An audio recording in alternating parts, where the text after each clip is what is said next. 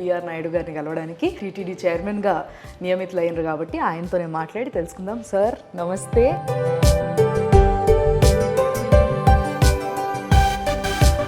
అన్య మతస్థులు అక్కడ పనిచేయడం వల్ల ఎలాంటి లాస్ జరిగింది? అన్నిటికన్నా ఆశ్చర్యం ఏంటంటే ఎస్పీబీసీ ఛానల్లో అన్య మతస్థులు ఉన్నారు. అండ్ మొన్న ఏదైతే చంద్రబాబు గారు బయటకు వచ్చి చెప్పిన విషయం ఉందో దాని తర్వాత చాలా మంది లడ్డు తినడానికి కూడా భయపడుతున్నారు. ఆ వాసన అబ్బాయి ఇట్లాంటి లడ్డు నేను ఎన్ని రోజులు అయింది చూసి. వీళ్ళందరూ సాటిస్ఫై అవుతూ ఉన్నారు మీ డెసిషన్స్తో, బట్ ఒక్కరు మాత్రం చాలా బాధపడుతున్నారు. ఒట్టిగా డిసిషన్ తీసుకోలేదు, మేము స్టింగ్ ఆపరేషన్ చేసాం. ఉందా సార్ ఏదైనా ప్రూఫ్ మీద? వెనకాల 7 కొండలు కాదు, ఇంకొక కొండ ఉంది, 8వ కొండ. Tirumala is the place where టూరిజంకి జాగలేదు, పొలిటికల్గా మాట్లాడడానికి జాగలేదు. యూ బీయింగ్ చైర్మన్ మొత్తం కూడా టీడీపీఏ పాలిస్తుంది అని చెప్పేసి, మరి మీరెందుకు పొలిటికల్గా అంత గట్టిగా మాట్లాడారు? ఆ విధంగా మాట్లాడితే కిందికి వెళ్ళి దిగే లోపల ఆయన మీద కేసు బుక్ చేయాలి.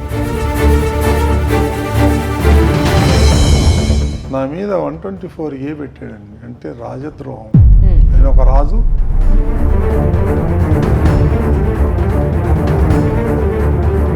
తెలంగాణ భక్తుల కోసం అని చెప్పేసి ప్లేస్ కావాలి అని చెప్పేసి రేవంత్ రెడ్డి గారు రిక్వెస్ట్ పెట్టినట్టుగా తెలిసింది. కర్ణాటకది ఏదో కన్స్ట్రక్షన్ నడుస్తుంది, తెలంగాణ కూడా ఇవ్వాలి. నేను తెలంగాణనండి. సుమన్ టీవీ ప్రేక్షకులకి నమస్తే. ఈరోజు నిజంగా కొన్ని డెసిషన్స్ విన్న తర్వాత తిరుపతి తిరుమల దేవస్థానం పైన ఏవైతే సవరింపులు జరగబోతున్నాయో అవన్నీ విన్న తర్వాత చాలామంది భక్తులు చాలా సంతోషపడ్డారు. కొన్నిటిపైన కొన్ని డౌట్స్ ఉన్నాయి, వాటన్నిటినీ క్లియర్ చేసుకోవడానికి నేను ఈరోజు వచ్చేసిన బిఆర్ నాయుడు గారిని కలవడానికి. ఆయన కొత్తగా టీటీడీ చైర్మన్గా నియమితులైనరు కాబట్టి ఆయనతోనే మాట్లాడి తెలుసుకుందాం. సార్ నమస్తే అండ్ కంగ్రాచులేషన్స్ మా సుమన్ టీవీ తరఫున మీకు. ఓం నమో వెంకటేశాయ. అద్భుతం, thank you sir, thank you so much and congratulations, we're very happy. So sir, మీరు ఇట్లా ఇమ్మీడియట్గా పదవి ఎక్కంగానే ఫస్ట్లీ మీరు తీసుకున్న డెసిషన్స్ ఆర్ లైక్ నిజంగా చాలామందికి ఇట్లా మొత్తం చోలకున్న దుమ్మంతా దులిపినట్టు అయిపోయింది. ఫస్ట్లీ ఎవరైతే నాన్ రిలీజియస్ అంటే వేరే రిలీజియన్ వాళ్ళు, వేరే మతస్థులు అక్కడ పనిచేస్తున్న వాళ్ళు ఎవరైతే ఉన్నారో వాళ్ళందరినీ తొలగించాలి వీఆర్ఎస్లో, లేకపోతే ఇంకో వేరే దగ్గర ఎక్కడన్నా వాళ్ళని అకామిడేట్ చేయాలి అన్న మీ ఆలోచన. దీనివల్ల చాలామందికి కొంచెం డౌట్ ఉండే, వేరే మతస్థులు ఇక్కడ పనిచేస్తున్నారు, వేరే మతస్థులు ఇక్కడ కొన్ని పెద్ద రోల్స్ ప్లే చేస్తున్నారు అని ఇన్ని రోజులుగా మాట్లాడుకున్న మాటలన్నీ నిజమన్న విషయం ఇంకొంతమందికి తెలిసింది. నిజమని తెలుసుకున్న వాళ్ళకి ఈరోజు విముక్తి వచ్చింది నిజంగా. సో దీనిపైన ఫస్ట్ డెసిషన్ తీసుకోవాలని మీకు ఎందుకు అనిపించింది సార్? చాలా నెలల నుంచి నేను దీని మీద వర్కౌట్ చేసుకుంటూ వస్తున్నా. చంద్రబాబు నాయుడు గారికి 1.5 year కిందే నేను అడిగాను, నేను 40 సంవత్సరాల నుంచి పనిచేస్తున్నాను, నాకు టీటీడీ చైర్మన్ చేయాలని ఉంది, మీరు నాకు ఇవ్వాలి అని అంటే ఆయన యూ డిజర్వ్ ఇట్, నేను నీకు గవర్నమెంట్ వస్తే చేస్తానన్నారు. ఆ రోజు నుంచి తిరుమలని మనం ఏం చేయాలి, మన కాంట్రిబ్యూషన్ ఏంటి, ఎందుకంటే పుట్టి పెరిగింది నేను అక్కడే, నాకు ప్రతి విషయం కొంచెం అవగాహన ఉంది తిరుమల మీద. నేను ఎక్కువ 90% తిరుమల టెంపుల్కే వెళ్తాను. సో కాబట్టి దాన్ని ఎలా చేయాలి అనేది హోంవర్క్ బాగా చేసుకున్నాం. సో అందుకని చాలా ఉన్నాయి దీంట్లో. ఒక అన్య మతస్థులే కాదు, చాలా చాలా ప్రాబ్లమ్స్ ఉన్నాయి. సో ఫస్ట్ అన్య మతస్థులు ఒక్కసారి ఒక పాయింట్ చెప్దాం సార్, అంటే ఇప్పుడిప్పుడే తెలుసుకున్న వాళ్ళకి కొంతమందికి ఇంకొంచెం క్లారిటీ కోసం, అన్య మతస్థులు అక్కడ పనిచేయడం వల్ల ఎలాంటి లాస్ జరిగింది అనే విషయాన్ని ఒకసారి మీరు చెప్తే జనాలందరికీ కూడా వినిపించాలని ఉంది నాకు. లాస్ అనేది కాదు, వాళ్ళు సందర్భం వచ్చినప్పుడు వాళ్ళు వాళ్ళ మతాన్ని ప్రోత్సహించటం, హిందువులతోనే అమర్యాదగా బిహేవ్ చేయటం, ప్రసాదాలు ఏమైనా ఇస్తే తీసి కింద పడేయటం అందరూ చూస్తుండగా, ఇలా చాలా ఉన్నాయి. వాళ్ళతో సమస్యలు ఉన్నాయి అక్కడ. అన్నిటికన్నా ఆశ్చర్యం ఏంటంటే ఎస్పీబీసీ ఛానల్లో అన్ని మతస్థులు ఉన్నారు. ఓ గాడ్, వెరీ నైస్. గుర్తించారా సార్ ఏదైనా నంబర్? ఉన్నాయండి, నా దగ్గర ఉంది, లిస్ట్ ఉంది. ఎంతమంది ఉండొచ్చు అది ఇప్పుడు చెప్పటం భావ్యం కాదు. నేను ఒక లిస్ట్ ఉంది, ఇంకా విజిలెన్స్ వాళ్ళు ఎంక్వైరీ చేస్తున్నారు. పక్కా సమాచారంతో వాళ్ళందరినీ పిలిచి కూర్చోబెట్టి మాట్లాడి వాళ్ళతో అంటే దాదాపు ఒక 500-1000 పైగా ఉంటారు. అంత ఉండరు, ఒక 250 to 300 ఉండొచ్చు అనుకుంటున్నాను. Okay okay. ఒక లిస్ట్ అయితే వచ్చింది. వాళ్ళేదో రాత్రి మనం పంపించేయాలా, ఏదో విడగొట్టేయాలా, వాళ్ళ పొట్ట మీద కొట్టాలనేది లేదు. Yes yes. ఫస్ట్ వాళ్ళని పిలిపించి రిక్వెస్ట్ చేసి ఇట్లా ఉంది, హిందూ సంఘాల నుంచి మాకు కూడా ప్రెజర్ ఉంది, చాలా రోజుల నుంచి డిమాండ్ ఉంది హిందువుల నుంచి, కాబట్టి మీరు విఆర్ఎస్ తీసుకొని వెళ్తారా, లేకపోతే మీరు వేరే డిపార్ట్మెంట్కి వెళ్తారా అని కూర్చొని కాంప్రమైజ్ చేసుకుంటాం. వాళ్ళకి అనుగుణంగా ఏ డిపార్ట్మెంట్ అంటే ఆ డిపార్ట్మెంట్కి డిప్యుటేషన్ మీద పంపించడం. నేను కలెక్టర్తో వాళ్ళతో మాట్లాడినాను లోకల్గా, they are ready to take. And ఇంకో విషయం సార్, ఏదైతే దర్శనాల పైన అంటే చాలా గంటలు పడుతుంది పాపం, పిల్లల్ని పట్టుకొని ధర్మదర్శనం చేసుకోవాలంటే మాత్రం అసలు పెద్ద లైన్, దాదాపు ఒక 20 hours దర్శనం పడుతున్న రోజులు కూడా చాలా ఉన్నాయి. సో దీనిపైన కూడా యూ మేడ్ డెసిషన్, ఏఐని వాడుకుంటూ ఒక 2 నుంచి 3 గంటల్లో దర్శనం అయిపోవాలి అనేది. ఇది ఎట్లా సార్, ఎట్లా జరుగుతుంది అంటారు? ఇది మీరు అన్నారు 20 గంటలు కాదు, 30 గంటలు ఉన్న రోజులు కూడా ఉన్నాయి. ఒక వ్యక్తిని 30 గంటలు బయటికి రానియకుండా, ఇంకా లోపల పోనీయకుండా వాళ్ళని ఆ రూమ్లో పెట్టి లాక్ చేసే రైట్ మనకు లేదు. నా పర్సనల్ కదంటే అది మానవ హక్కుల ఉల్లంఘన అవుతుంది. సో అందుకని నేను దాని మీద బాగా ఎక్సర్సైజ్ చేసి నిన్న బోర్డులో ప్రజెంటేషన్ ఇచ్చాను నేను.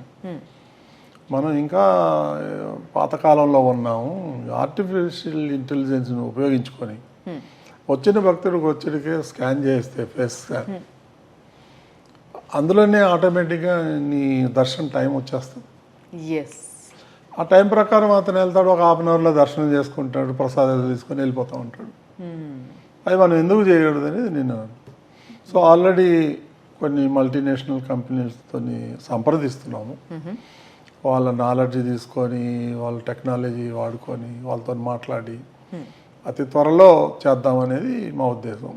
ఫ్రాడ్ జరగటానికి కూడా లేదు, వేరే ఏ సాకులు వినిపించవు, అండ్ చాలా ఈజీగా అయిపోతుంది, జల్దీ అయిపోతుంది, అందరికీ మనశ్శాంతి.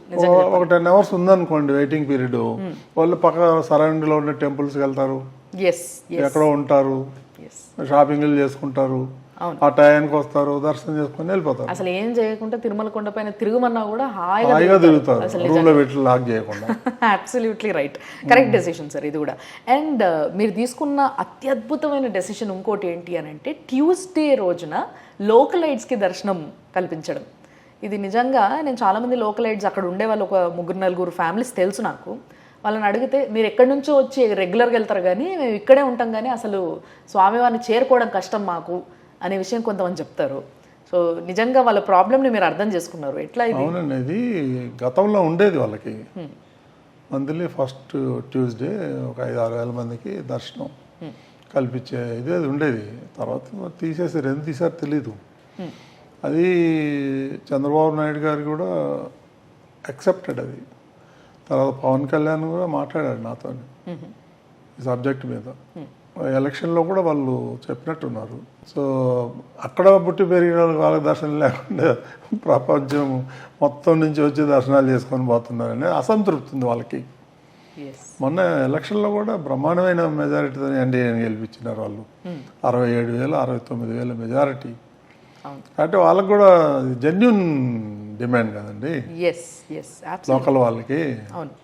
సో గతంలో ఉన్నదాన్ని మనం పునరుద్ధరించాం, ఇది కొత్త స్కీమ్ ఏం కాదు. అంటే ఇది ఫ్రీయా సార్? దీనికి ఏమైనా మళ్ళీ టికెట్ చార్జెస్? నామినల్గా ఉంటుంది, వెళ్ళిపోతుంది, స్లాట్ ఉంటుంది, ఆ టైంలో వాళ్ళు వెళ్ళిపోతారు. వాళ్ళు లోకలైట్ అనే ఒక ఐడి కార్డు ఉంటే సరిపోద్ది అంతే. Aadhaar card, that's a good one sir. ఇది కూడా నిజంగా చాలా మందికి శుభవార్త ఇది, ముఖ్యంగా అక్కడ ఉండే లోకలైట్స్కి. అంటే ఈ లోకలైట్స్ అండం ఎక్కడి వరకు సార్? లైక్ చిత్తూరు మొత్తం అంతానా, లేకపోతే ఓన్లీ మున్సిపాలిటీ? ఓకే, వాళ్ళకి మాత్రమే వెళ్ళడానికి అర్హత. Very nice. సో అట్లయినా కూడా చాలా మంది దర్శనం చేసుకోవచ్చు ట్యూస్డే, కేవలం వాళ్ళకే. ఓకే, స్పెషల్లీ 6,000 మందికి చేసి, అంటే మిగిలిన సేవ ఉంటాయి, మిగిలిన దర్శనాలకు వస్తూ ఉంటారు కాబట్టి మొత్తం ఒకటే రోజు చేయలేము. ముందన్న గుడ్ నెంబర్ 5,000 to 6,000 కన్నా ఎక్కువ రారు. This is also very good one sir. And ఇంకొకటి సార్, నాకు చిన్న ఉన్నప్పటి నుంచి కూడా తిరుపతి లడ్డు అంటే విపరీతమైన ఇష్టం. అసలు ఇట్లా ఇట్లా పట్టుకుంటే చెయ్యి అంతా నెయ్యి అయిపోయేది, అంత బాగుండేది లడ్డు. బట్ దాని క్వాలిటీ రాను రాను రాను అసలు ఇప్పుడు తిరుపతి లడ్డు అంటే దేవుడు గుర్తుకొచ్చి మొక్కి నోట్లో వేసుకోవడమే తప్పితే దానిపైన ఇష్టం అనేది కలగట్లే చాలామందికి. ఎక్కడ చూసినా మిశ్రీ, యాలకులు ఇవి బాగా కనిపిస్తున్నాయి. అండ్ మొన్న ఏదైతే చంద్రబాబు గారు బయటకు వచ్చి చెప్పిన విషయం ఉందో దాని తర్వాత చాలామంది లడ్డు తినడానికి కూడా భయపడుతున్నారు. దీనిపైన మీరు ఏమంటారు? ఫస్ట్ గతంలో జరిగిపోయింది, అది జరిగిపోయింది. దాని మీద ఎంక్వైరీ నడుస్తుంది, అది లీగల్గా ఏం చేయాలో వాళ్ళు చేసుకుంటారు. కాకపోతే ఇప్పుడు మీరు లడ్డు తీసుకోండి, చాలా బాగుంది. దాన్ని ఇంకా ఇంప్రూవ్ చేస్తాం. నేను కూడా బోర్డులో డిస్కషన్ వచ్చింది. అది మనం ఏదైతే కొంటున్నామో అది L1 అనేదే కాకుండా ఈ ఏ క్లాస్ మెటీరియల్ కొనాలి, A1 క్వాలిటీ. A1 క్వాలిటీ వేస్తే ఇంప్రూవ్ ఆటోమేటిక్ అవుతుంది. సో మొన్న నేను పవన్ కళ్యాణ్ గారు కలిసినప్పుడు ఈ లడ్డు తీసుకొని ఇచ్చిన, ఆయన ఇటు తీసుకోగానే ఆయన మంచి స్మెల్ వచ్చింది. ఆ వాసన అబ్బాయి ఇట్లాంటి లడ్డు నేను ఎన్ని రోజులు అయింది చూసి, చాలా బ్రహ్మాండంగా ఉందని అప్రిషియేట్ చేశారు. ఓ, మీ దగ్గర ఏమైనా ఉంటే ఇవ్వండి సార్ కొంచెం. రేపిస్తాను. అంటే క్వాలిటీ అంటే అట్లా చేంజ్ అయిపోయిందండి. అవునా? చాలా బ్రహ్మాండంగా చేస్తున్నారు. ఇప్పుడు అట్లాగే అన్నప్రసాదాలు ఏదైతే భోజన కార్యక్రమం ఉందో అది కూడా క్వాలిటీ పెంచేస్తున్నారు. నిన్న బోర్డులో కూడా తీసుకున్న ఇంకొక ఫర్దర్ ఇంకో 1 more ఐటెం కూడా పెట్టాలని, ఏదైనా హాట్ వడ కానీ బజ్జీ కానీ ఇలాంటిది ఏదన్నా ఒకటి ఇంక్రీజ్ చేద్దాం అనుకుంటున్నాం. దీంట్లో సార్ ఇప్పుడు వరకు మీరు ఏదైతే దేనిపైన అయితే డిస్కస్ చేసినారో వీటి గురించి కాకుండా ఇంకొక విషయం నాకు అవుట్ ఆఫ్ ది సిలబస్ అడగాలనుంది. నేను కొంతమంది NRIsని కలిసిన, వీళ్ళు కూడా వచ్చిన తర్వాత పోయిన ప్రభుత్వంలో చాలా ఇబ్బంది పడ్డారు దర్శనం కోసం. వీళ్ళు ఏంటంటే we're ready to pay so much, and ఏవైతే శ్రీవాణి ట్రస్ట్ ఉందో ఆ టికెట్లు తీసుకోవడానికి కూడా వాళ్ళు రెడీగా ఉన్నారు. బట్ వాళ్ళందరూ కూడా అక్కడికి వెళ్ళి వెయిట్ చేసి లైన్లో నుంచుని అక్కడ గొడవలు, అక్కడ మళ్ళీ 10,150 రూపాయలు ఎక్స్ట్రా కట్టేది ఉంది, అది కట్టి టికెట్ తీసుకున్నాక కూడా వాళ్ళని బ్రేక్ దర్శనంతో సహా తోసేయడము ఇవన్నీ కూడా జరిగినాయి. సో వాళ్ళ రిక్వెస్ట్ ఉండే, నాకు పర్సనల్గా కొంతమంది NRIs పెట్టిన రిక్వెస్ట్ ఇది, మాకు అంతే మర్యాద కూడా కావాలి కదా, అది దొరకట్లే మాకు, అది మిస్ అవుతున్నాం మేము అని అంటున్నారు. ఏం చెప్తారు మీరు వాళ్ళకి? ఇది ప్రాబ్లం ఉంది, ఏదో కౌంటర్ ఉన్నట్టుంది. నాకు పూర్తిగా అవగాహన లేదు దాని మీద. కాకపోతే నేను రీసెంట్గా అధికారులతో మాట్లాడాను, NRIలకి ఏం చేద్దామని. దానికి ఒక యాప్ తయారు చేస్తున్నారు. ఓకే, NRIలకి వాళ్ళు ఆన్లైన్లో బుక్ చేసుకోవచ్చు. ఆ ఫెసిలిటీ ఉంది. సో ఓన్లీ NRIs కాదు? Only NRI. సో లైక్ ఏమి ఇబ్బంది లేదు. ఎవ్రీ మంత్ ఇన్ని అని వాళ్ళకి ఏమైనా సెపరేట్ కోటా ఉంటుంది అంటారా? పెడతాము, ఆలోచన చేసి పెడతాము. NRIకి సపరేట్గా కోటా ఒకటి పెట్టి వాళ్ళు డైరెక్ట్గా వచ్చి అక్కడే బుక్ చేసుకొని వెళ్ళొచ్చు దర్శనానికి. సేవలు కూడా ఇస్తాం. ఓకే. అండ్ వీళ్ళందరూ సాటిస్ఫై అవుతూ ఉన్నారు మీ డెసిషన్స్తో, బట్ ఒక్కరు మాత్రం చాలా బాధపడుతున్నారు సార్, టూరిజం వాళ్ళు.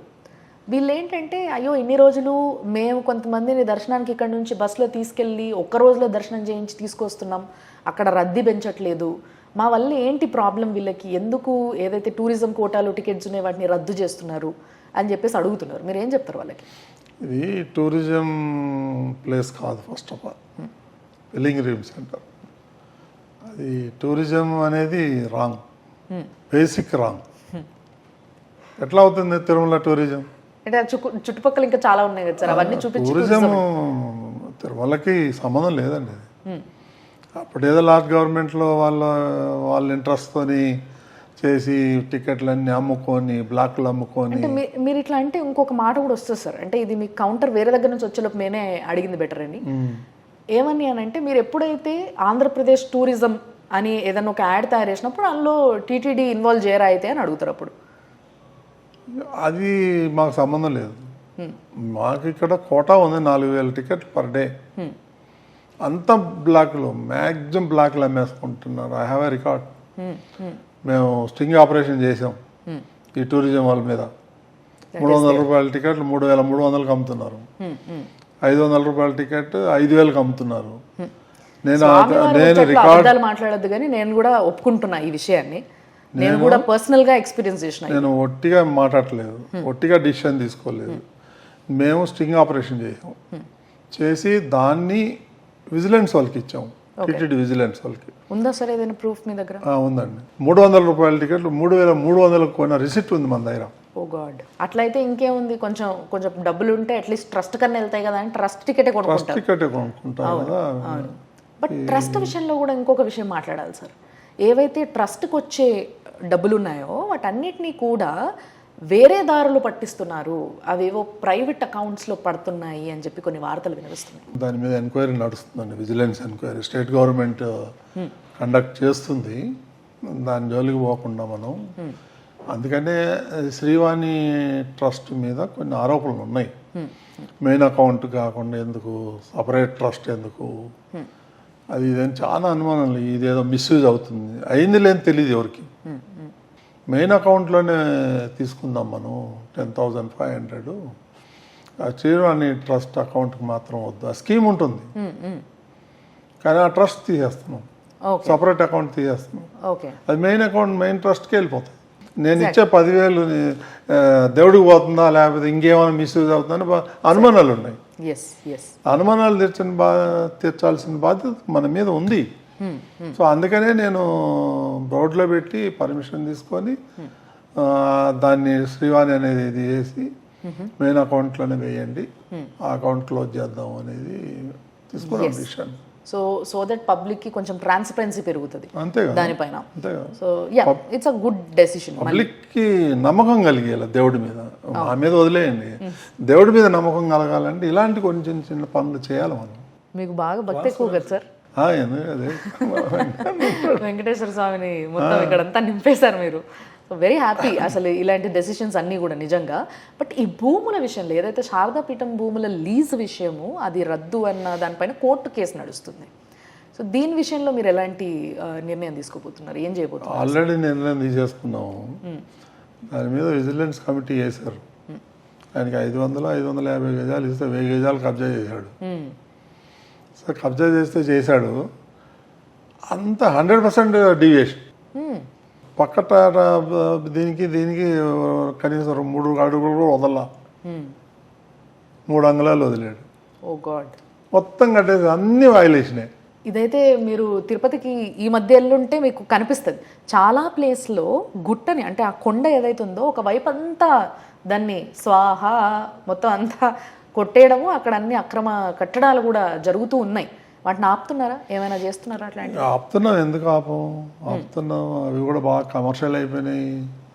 అక్కడ ఉండే వాళ్ళు కూడా కొంతమంది దానివల్ల వేస్టేజ్ ఎక్కువ వస్తుంది అక్కడి నుంచి, వాళ్ళు డిస్పోజ్ చేయరు.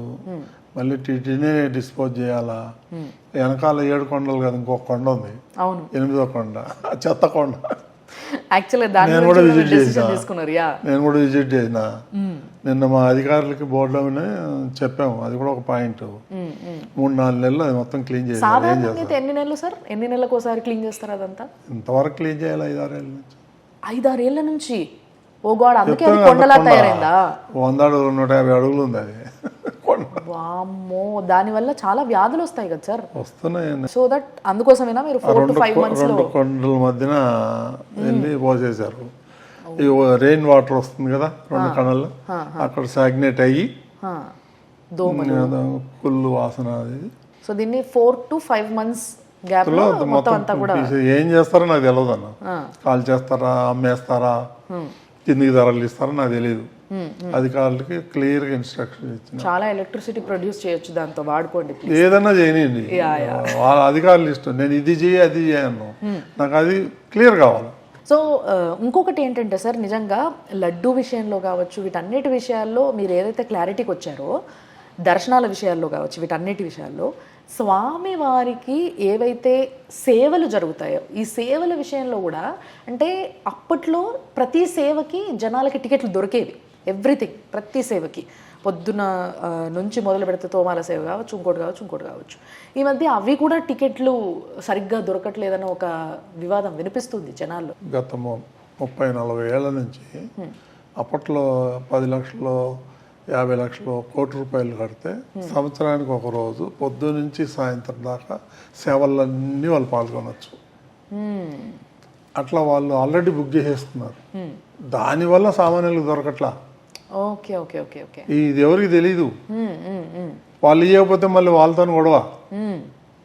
కానీ మరి అట్లాంటి ఇప్పుడు కూడా ₹1,00,00,000 కడితే సంవత్సరానికి ఒక రోజు నీకు అన్ని సేవలు పొద్దున్న 3 గంటల నుంచి రాత్రి 10 గంటల దాకా ఓకే అన్ని సేవల్లో వాళ్ళు ఉంటారు. సో అట్లా ఒక సంవత్సరానికి దగ్గ ఫిక్స్ అయిపోయాయి సార్, మొత్తం బుక్ అయిపోయాయి. ఉన్నాయి, బుక్ అయిపోయినాయి. మరి 80% బుక్ అయిపోయినాయి. ఆ 20%లో ఆన్లైన్లో పెడతారు. అది ఎప్పుడు అయిపోతాయి ఏమో తెలియదు.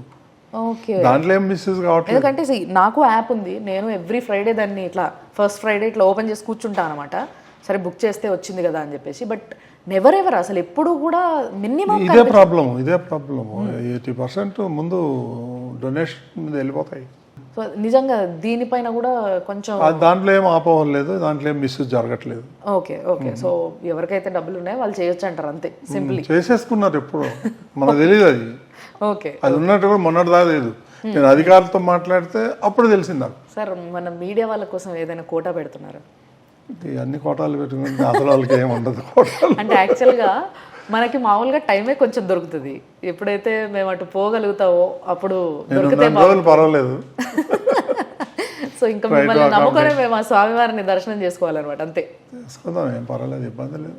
సో సార్ యాక్చువల్గా నేను విన్నది ఏంటంటే మీకు ఏదైతే అధికారికంగా ఒక కారు హోటల్ ఇవ్వడం జరిగిందో మీరు తిరుమలకి వెళ్ళినప్పుడు, వాటిని మొదటి రోజు అసలు వాడలేదంట, వద్దన్నారట.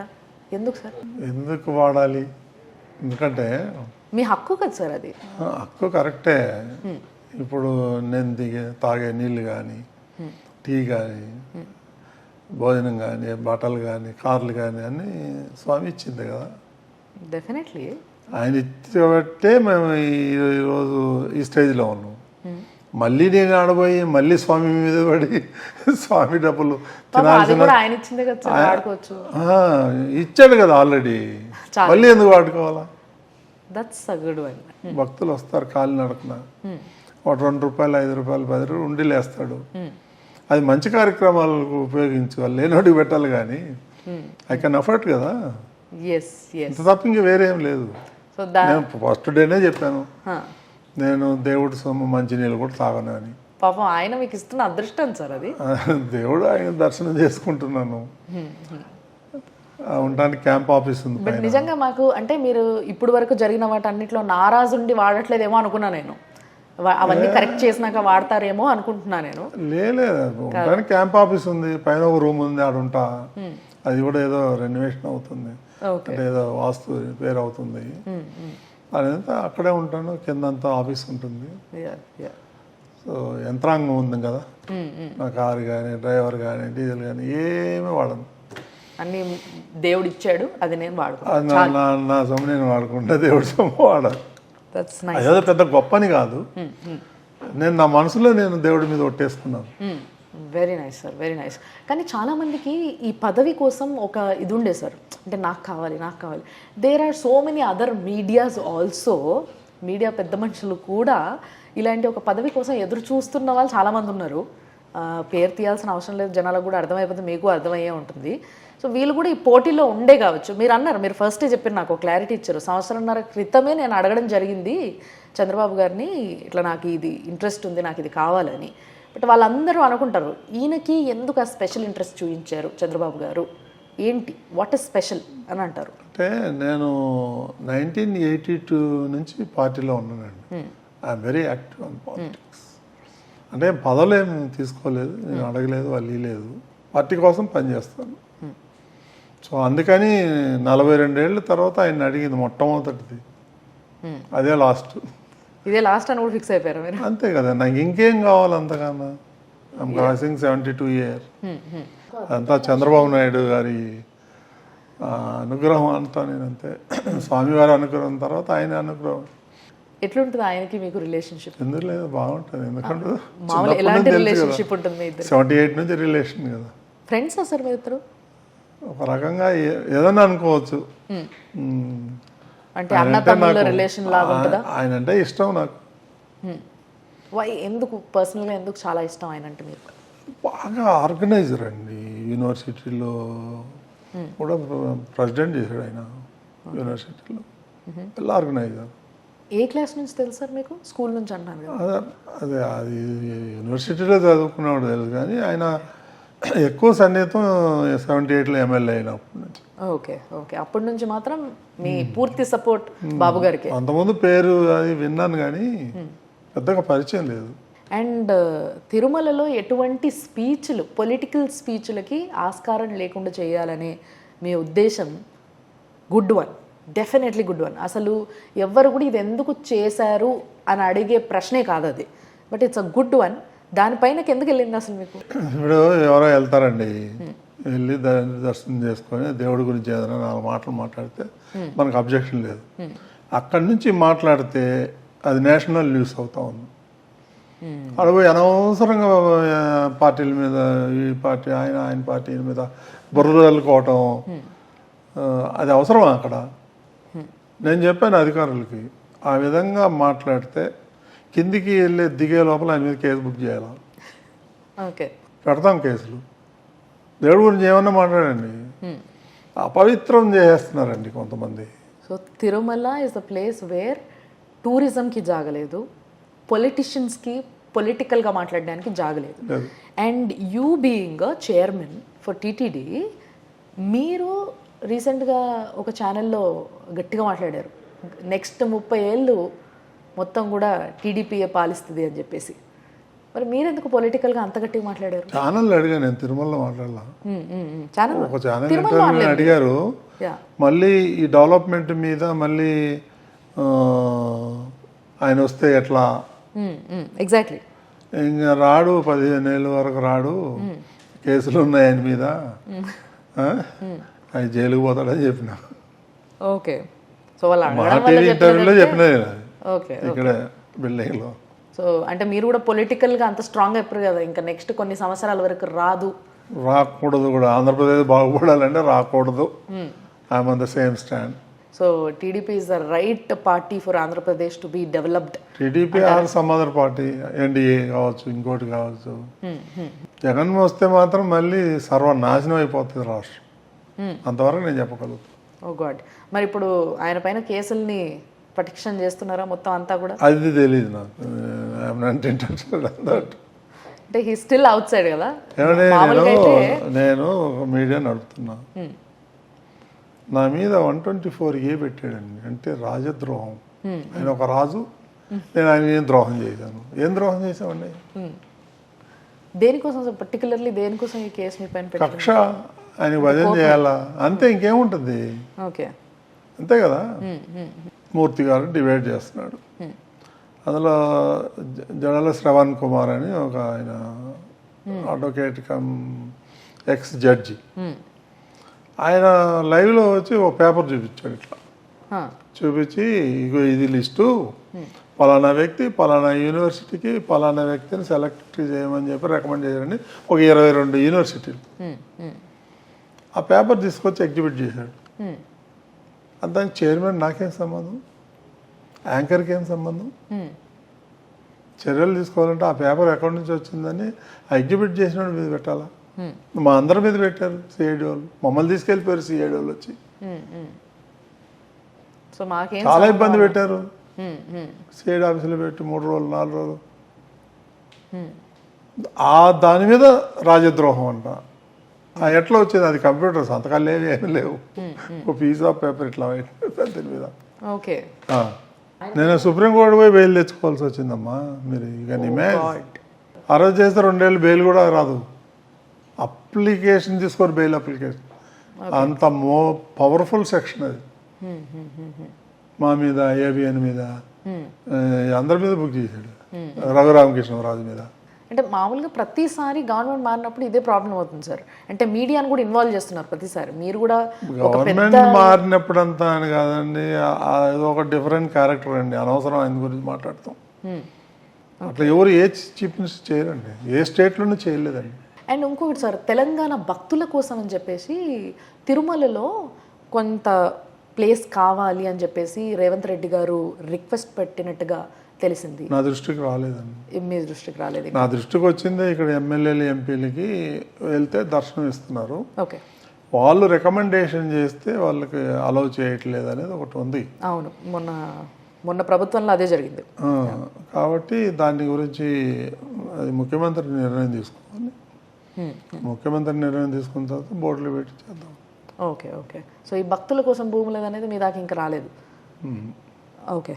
సో దాని గురించి కూడా చూడండి సార్, లైక్ చాలామంది భక్తుల కోసం ఒక ఆశ్రమం కడతారా ఏం కడతారా అనేది it's between you and him. కర్ణాటకది ఏదో కన్స్ట్రక్షన్ నడుస్తుంది. తెలంగాణ ఉంటే జాగా ఉంటే ముఖ్యమంత్రి పర్మిషన్ తీసుకొని తెలంగాణ కూడా ఇవ్వాలి మరి. డెఫినెట్లీ. మేము పెరిగిందంత ఇక్కడే కదండి, 53 ఏళ్ళ నుంచి విడిపోయి కలిసే ఉంటున్నాం కదా సార్. విడిపోవడం అంటే 53 ఏళ్ళ నుంచి నేను తెలంగాణనే అండి. Very nice sir, very nice to know. నిజంగా thanks a lot sir, thanks for the time and all the best. చాలా సంతోషం. మళ్ళొకసారి సుమన్ టీవీ తరఫున మీకు కంగ్రాచులేషన్స్. ఓకే అమ్మా, we are very happy. Thank you.